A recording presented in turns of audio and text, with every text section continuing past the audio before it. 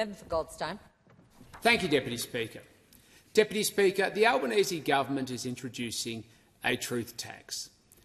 A federal Liberal government introduced the Freedom of Information Act in 1982. And since then we have had transparency in government so that Australians can access information about themselves, governments and government programs. But the Albanese Labor government is betraying its commitment for openness and transparency by now introducing new provisions which make it harder for Australians to access information about government programs and an insight to how their government is conducting itself. The Albanese government is seeking to hide information about its deliberations from the public and from journalists to minimise scrutiny. Freedom of information laws are under attack, making it harder than ever to access basic information about government documents.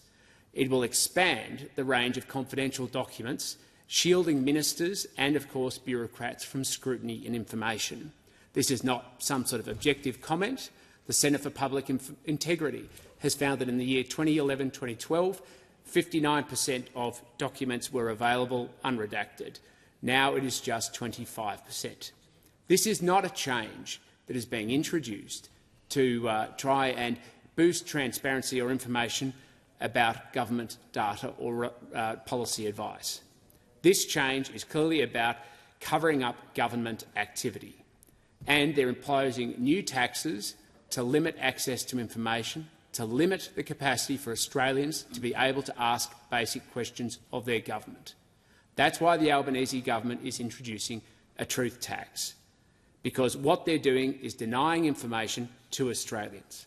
In 2022-2023, more freedom of information requests were denied than granted, showing a shameful position of secrecy, and a cloud of secrecy has now descended upon the Albanese government. There is a clear pattern of deception.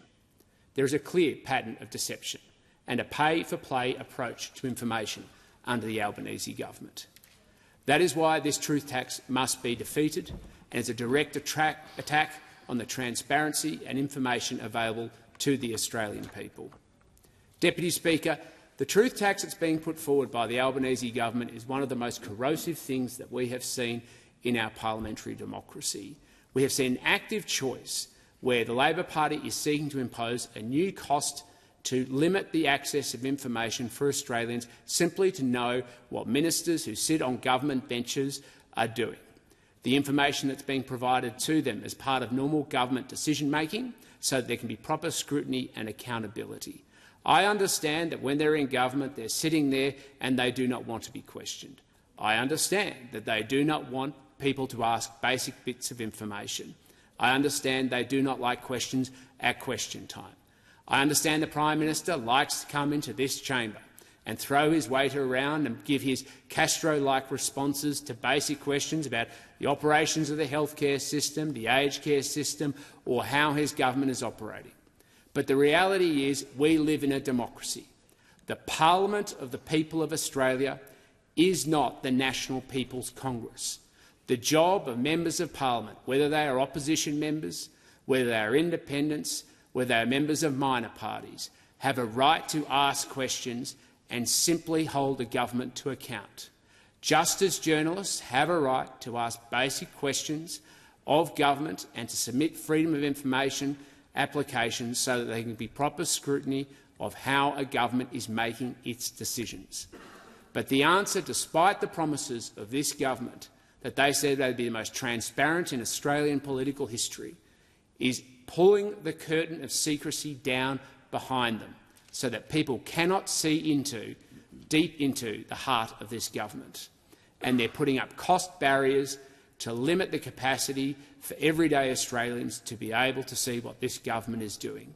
And of course, big corporates will be able to afford the fees, but it will be average Australians, already struggling under the daily pressures of cost of living rising costs, who will not be able to hold their government to account. This is the problem. And of course it sits against a backdrop of everything else this government has already done, from cutting the staff of the opposition so there can be less accountability in this chamber. We are seeing a government that has become increasingly drunk on their own power, because they throw out arguments about why they need to limit access to information with no substantiation or no evidence. This truth tax must be defeated.